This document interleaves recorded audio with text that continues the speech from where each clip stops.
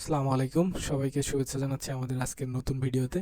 তো দীর্ঘ 15 দিন পরে আবার চলে আসলাম আমাদের গ্রামে, যেহেতু আমি শহরে থাকি। তো কিছুদিন পর আবার গ্রামের বাড়িতে আসা। তো আমি যেহেতু গ্রামের বাড়ি থাকি না, তো রেগুলার ভিডিও তৈরি করা বা ভিডিও দেওয়ার সুযোগ হয় না।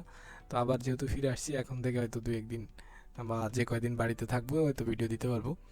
তো এই হচ্ছে আমাদের গ্রামে ঢোকার প্রধান ফটক বলা যায়, আমাদের এই ব্রিজের যে খালের উপর দিয়ে যে ব্রিজ হয়েছে সেই খালটা আপাতত পরিষ্কার আছে। খালের পানিটাও মোটামুটি ভালো আছে বলে মনে হচ্ছে। তো এই খালের উপরে আমাদের ব্রিজ, এই ব্রিজটা পার হয়েই আমাদের গ্রামে আর কি আসা যায়। তো অন্য দিক থেকেও আসা যায়। এখন যেহেতু রাস্তা ঠিক হয়ে গেছে, রাস্তা মেরামত হচ্ছে, রাস্তা নতুন করে তৈরি হচ্ছে। এখানে ম্যাকাডাম খোয়া দিয়ে রাস্তার তৈরির জন্য, কার্পেটিংয়ের জন্য প্রস্তুত করা হয়েছে। আর ডান পাশে এই যে যে ইটের গাঁথুনি, 10 ইঞ্চি ইটের গাঁথুনি দিয়ে করা হয়েছে, এইটা মূলত হয়তো ড্রেনেজ সিস্টেম এর জন্য রাখা হয়েছে। এটা আর কি কোনো প্রকার বেঞ্চ বা এরকম কিছু না, যাতে বৃষ্টির পানিতে রাস্তার ক্ষতি না হয়। যাই হোক, চলে আসলাম বাড়িতে। বাড়ির উঠানে মটরশুঁটি, কলাই এবং এইখানে কিছু চারা পেঁয়াজ তো রোদ্রে দিয়ে দিয়ে রাখছি আম্মু। আর এই পাশে এখন আমার বাড়ির দক্ষিণ পাশটা এটা। তো এইখানে প্রচুর বাতাস, আপনারা হয়তো বাতাসের শব্দ শুনতে পাচ্ছেন।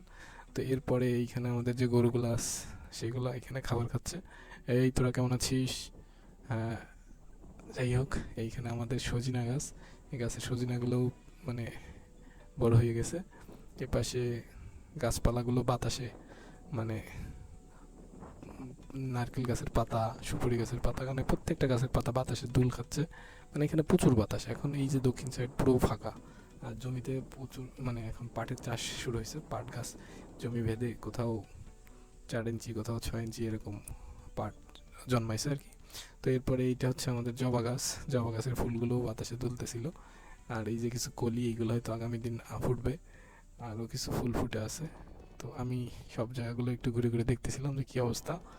আর এই আমাদের কাছের মানে একেবারে বাড়ির সাথে লাগোয়া যে জমিটা, এটার পাট আর কি এখনও অনেক ছোট। বাতাস দিয়ে মানে পানি দেওয়া হয়েছিল অনেক পরে, তো এগুলো ছোটো ছোটো হয়েছে।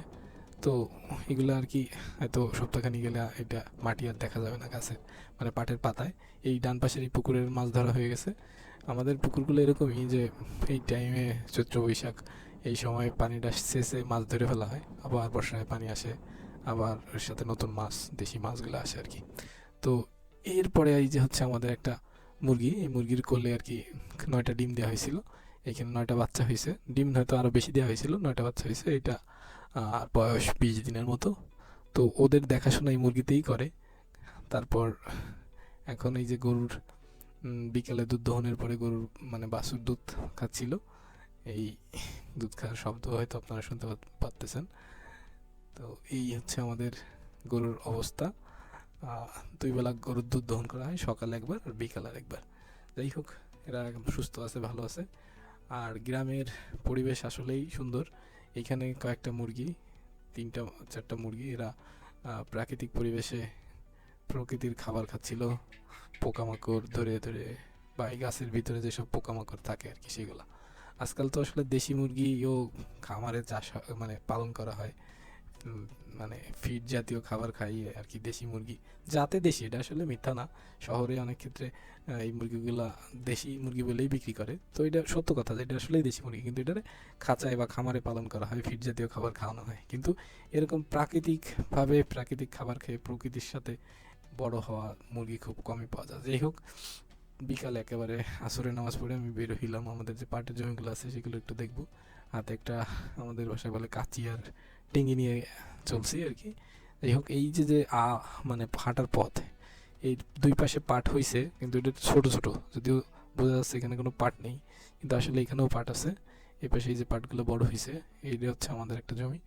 এই জমির পাটগুলো একটু ছোট, পরবর্তীতে মানে অনেক দেরি করে পানি দেওয়া হয়েছিল, এই কারণে ছোট হয়েছে। এইখানে আর একটু আগাছা আছে, এইগুলো আসলে পরিষ্কার করে দিতে হবে, তাহলে পাটের গ্রোথটা ভালো হবে আর কি। নতুবা এই মানে বৃদ্ধি পাবে না পাট, ঘাসে আর কি পাটে আবদ্ধ করে দিবে। যাই হোক, এই ছিল আমাদের ভিডিও। তো ভালো থাকবেন সবাই, আল্লাহ হাফেজ।